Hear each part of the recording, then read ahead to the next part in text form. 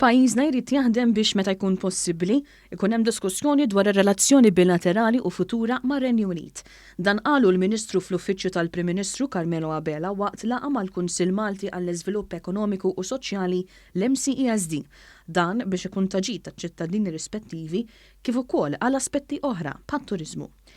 Il-Ministru Abela qal kif il-Gvern ħatar lil Mario Vella bħala Kummissarju Specjali għar-relazzjonijiet ekonomiċi, finanzjarju u ta' kummerċ mar-Renju Unit. Importanti li bħala pajjiż inkomplu għaddejjin bil-preparamenti tagħna. Importanti li mhux biss il-Gvern jagħmel il-preparamenti tiegħu, imma anki s-settur privat irid ikompli għaddej bil-ħidma f'dan ir-rigward. Dak huwa messaġġ importanti li aħna nwasslu għal ġid ta' kulħadd. F'din il-laqgħa tkellem ukoll is-Segretarju Parlamentari għall-Fondi Ewropej Stefan Zrinzot-Soppardi li qal kif wara li jintemm il-perjodu ta' tranzizzjoni, il-liġijiet tal-Unjoni Ewropea se jieqfu japplikaw għar-Renju Unit. Semma kif żdiedu r-riżorsi fid-Dipartiment tad-Dwana minħabba l-bidliet illi mistenni iġib Brexit miegħu bħat-tul tal-proċeduri u tariffi ġodda.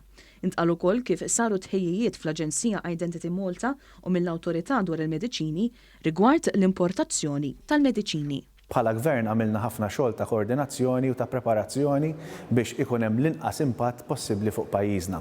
Mill-banda l-oħra, s-setturi privati kollha u anke ċittadini privati jeħtieġ li jkunu preparati għal din il-bidla.